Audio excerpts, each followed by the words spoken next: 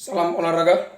Perkenalkan, nama saya Christian Carlos Perulian Simamora, NIM 62025100009 dari kelas Ekor B 2020 Fakultas Ilmu Keolahragaan, Program Studi Ilmu Keolahragaan Universitas Negeri Medan.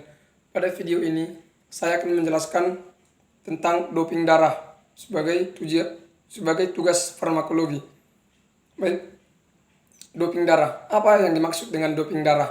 Nah, doping darah ini merupakan suatu metode yang dilarang atau yang sangat terlarang untuk digunakan oleh seorang atlet atau seseorang karena dianggap bisa meningkatkan performa seorang atlet dengan cara meningkatkan kemampuan tubuh untuk membawa oksigen lebih banyak ke otot.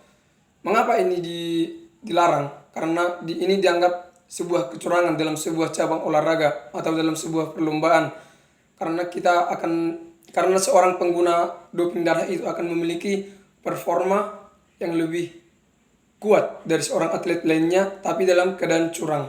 Nah, pada banyak kasus, doping darah meningkatkan jumlah hemoglobin di dalam sirkulasi darah yang mengakibatkan jumlah oksigen di dalam tubuh itu untuk disalurkan ke otot lebih banyak, yang memungkinkan tubuh kita saat melakukan pemakaian doping darah itu akan meningkat, sehingga meningkatkan performa kita misalnya.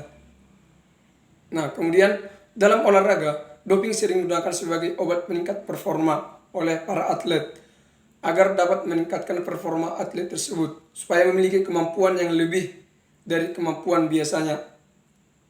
Nah, untuk penggunaan doping darah ada 3 jenis, yaitu ada yang pertama melalui transfusi darah, melalui injeksi EPO, kemudian yang ketiga melalui pembawa oksigen sintesis. Nah, saya akan menjelaskan satu persatu transfusi darah. Nah, kita memang mungkin tidak asing lagi dengan yang namanya transfusi darah.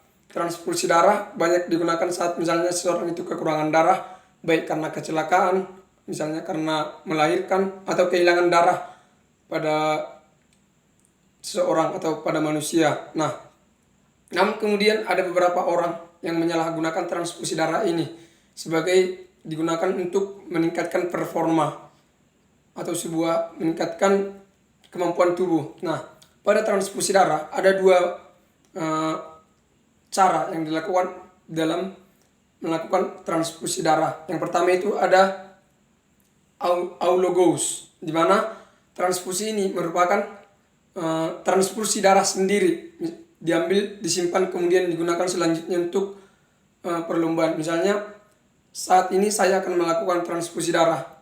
Nah, kemudian saya menyimpan darah itu untuk disimpan, mengambil darah saya kemudian disimpan untuk dipergunakan untuk perlombaan selanjutnya. Nah, cara ini merupakan cara yang sulit dideteksi.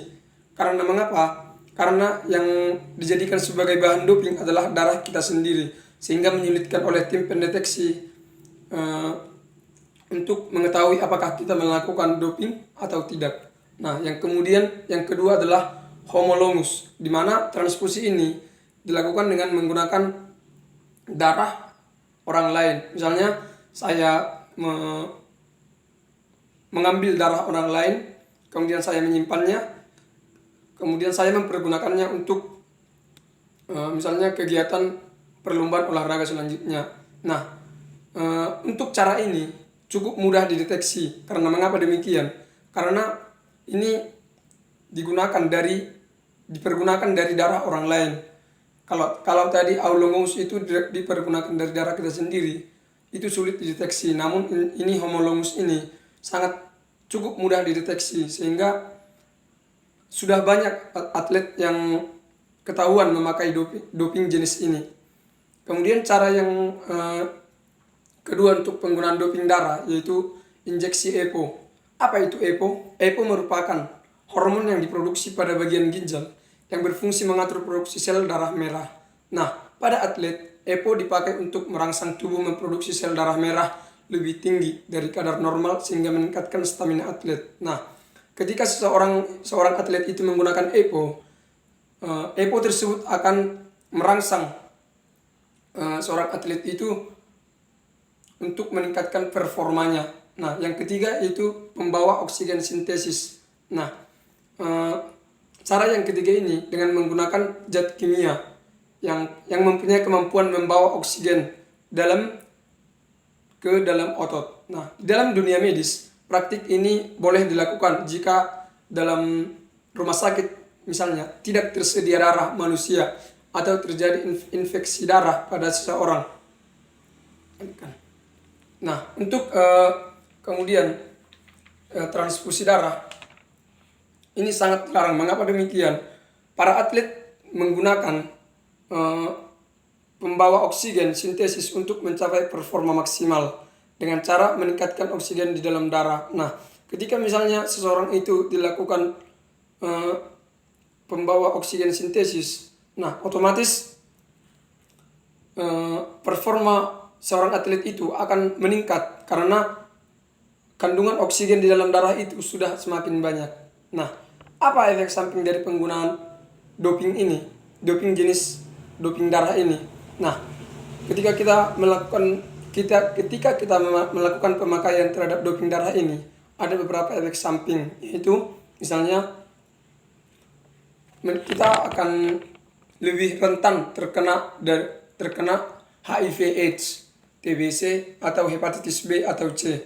Mengapa demikian? Karena melalui suntikan, misalnya kita ditransfusikan darah, kita tidak tahu apakah pendonor darah yang tadi terkena hepatitis B atau HIV/AIDS. Nah, kondisi ini memungkinkan kita untuk terkena penyakit HIV/AIDS, sehingga ketika melakukan transfusi darah itu rentan terkena HIV/AIDS misalnya, kemudian hepatitis B atau C.